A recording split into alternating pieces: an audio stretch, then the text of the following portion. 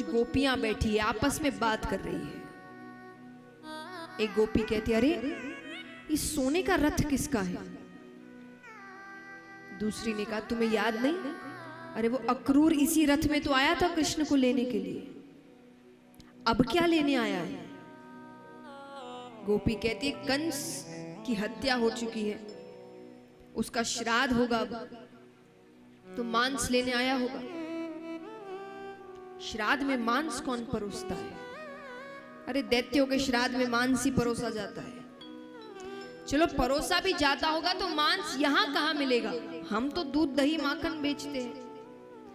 गोपी कहती है, मथुरावासी बड़े होशियार हैं, इनको पता है जब से कृष्ण गया है तब से ब्रज में सब मृत घूम रहे हैं।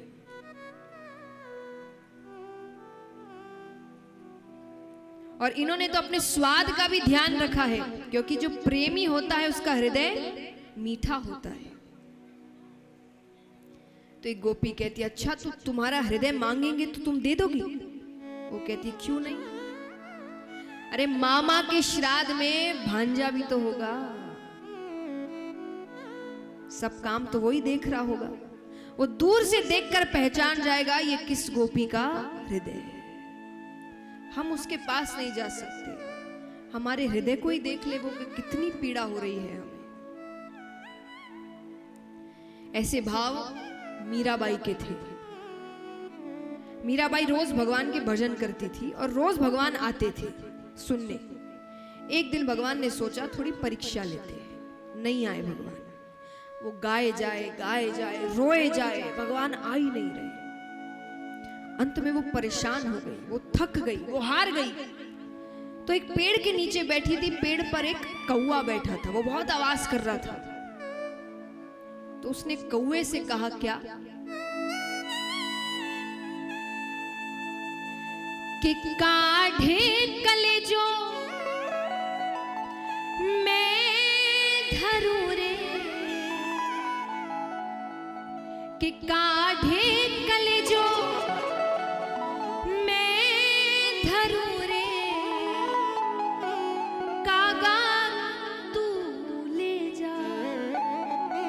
भूख लग रही है इसलिए आवाज कर रहा है ना, मैं अपना कलेजा निकाल कर देती हूँ खाने को, लेकिन शर्त है, यहां नहीं खाना। कहां खाना? कि काढ़े कलेजो मैं धरूं रे, कागा तू ले जा, और जाते सामारो पिया बसे, वो देखे तू खा, कि जादे सामरो पिया बसे,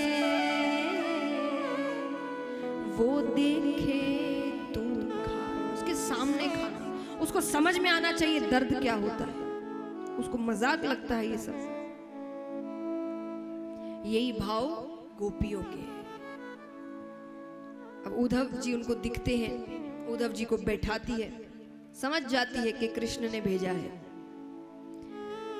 गोपियां कहती है, जो वस्त्र आपने पहने हैं कृष्ण ने पहनाए हैं? उद्धव जी कहते हैं, हाँ, तुम्हें कैसे पता? बोले, वो सुगंध कैसे भूल जाए। और ये जो इतने सोने के वस्त्र उसने अपने पहनाए हैं, अपना ऐश्वर्य दिखा रहे हैं हमें, वरना इस गांव में इतने सोने की क्या जरूरत? बता रहे हैं कि राजा बन गए हैं। उद्धव जी कहते हैं, तुम्हारे लिए संदेश भेजा है, नंद बाबा यशोदा मैया के लिए संदेश भेजा है। अरे तुम्हें समझाने आया हूं कि ये रोना धोना छोड़ो, ज्ञान मार्ग पर चलो। गोपियां कहती है, उद्धव जी बड़े ज्ञानी है ना आप? हाँ, एक बात बताइए, आपने कहा मन ज्ञान मार्ग पर लगाओ। मन कितने होते हैं? दिल कितने होते हैं? एक। गोपियां कहती है, कब का कृष्ण को दे दिया, अब मन बचा ही नहीं कहीं लगाने को। अगर वो वापस कर दे तो ज्ञान मार्ग पर ही लगा कर देख लेंगे। हमारे पास मन ही नहीं है लगाने।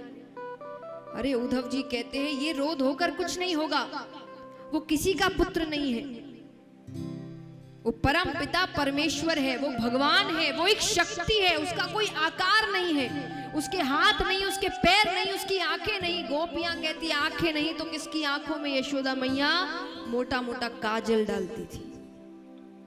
हाथ नहीं तो किसने हमारी मटकियां फोड़ी, पैर नहीं तो कौन हमारी गैयाओं को चराने ले जाता था। अरे इतनी मुश्किल तो उसमें हमने प्रेम रस भरा था, आप उससे फिर से रूखा सूखा बनाने पर तुले हुए। गोपियां कहती है कि इतनी मुश्किल से तो हमने उसमें प्रेम रस भरा है, और तुम ये नहीं वो नहीं आकार नहीं कर करके उसको फिर से रूखा सूखा बना रहे हो। और गोपियां कहती है चलो हम मान भी जाए, ज्ञान मार्ग पर चलना चाहिए। तो ज्ञान मार्ग पर चलकर क्या होगा बताइए? वो कहते कल्याण होगा। कल्याण होकर क्या होगा? बोले मोक्ष मिलेगा। मोक्ष मिलकर क्या होगा? स्वर्ग की प्राप्ति होगी। गोपियां कहते ठोकर मारते हैं इसे स्वर्ग को, जो हमें कृष्ण से दूर ले जाए। और अगर कृष्ण से प्रेम करने का अर्थ है कि नरक मिलेगा, तो वर्षों वर्षों उस नरक में रहने को तैयार है। उद्धव जी कहते अभी तो कह रही थी कि वो ऐश्वर्य दिखा रहा है, दिखावा कर रहा है, और अब कहती है उसके लिए नरक जाने को तैयार है। अब उसी की बात कर रही हो।